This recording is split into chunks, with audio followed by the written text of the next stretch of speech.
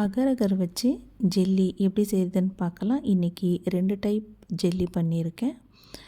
ஒரு பாத்திரத்தில் 1 கப் அளவுக்கு தண்ணி எடுத்து 1/2 கப் அளவுக்கு சுகர் போட்டு ஊற வச்ச அகர் அகர் போட்டு நல்லா மிக்ஸ் பண்ணிக்கலாம். இந்த அகர் அகர் ஸ்ட்ரிப்ஸ் நல்லா டிரான்ஸ்பரண்ட்டாக ஆகி தண்ணியோடு நல்லா கரைஞ்சிடணும். அதுக்கப்புறம் தான் நம்ம என்ன பண்ணனாலும் அதில் போட்டுக்கலாம். நான் இன்றைக்கி போட்டது ஃபஸ்ட்டு ப்ளம்ஸு. அதை நல்லா அரைச்சிட்டு இந்த மாதிரி நல்லா டிரான்ஸ்பரண்ட்டாக ஆனதுக்கப்புறம் நம்ம அரைச்சி வச்ச ப்ளம்ஸ் அதில் ஊற்றிடலாம். ஓரளவுக்கு கெட்டி பதம் வரவும் ஆஃப் பண்ணிடலாம். ஃபுல்லாக ஜாம் மாதிரிலாம் ஆகணும்னு அவசியம் கிடையாது. ஒரு கண்டெய்னரில் போட்டு அதை ஆற வச்சுக்கலாம். வேணும்னா ஒரு 2 hours ஃப்ரிட்ஜில் வச்சுக்கலாம்.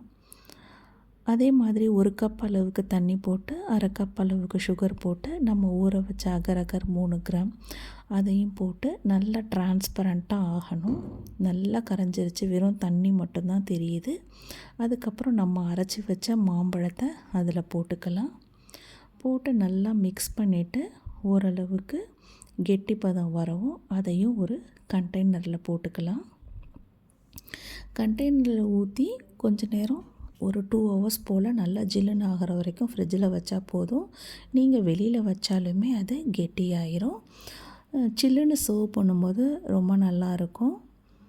ஸோ இந்த மாதிரி அழகாக ஒட்டாமல் சூப்பராக வந்துருச்சு. இது ரெண்டத்தையும் மிக்ஸ் பண்ணி ஒரு பவுலில் போட்டு சாப்பிடும்போது பார்க்க அழகாக இருக்கும்.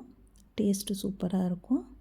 பழங்களை இந்த மாதிரி அரைச்சும் போடலாம். அப்படி இல்லைன்னா நமக்கு தேவையான ஷேப்பில் கட் பண்ணியும் போட்டு டிரான்ஸ்பரண்ட் ஜெல்லியாகவும் எடுத்துக்கலாம். தேங்க்யூ ஃபார் வாட்சிங். Please subscribe for more videos.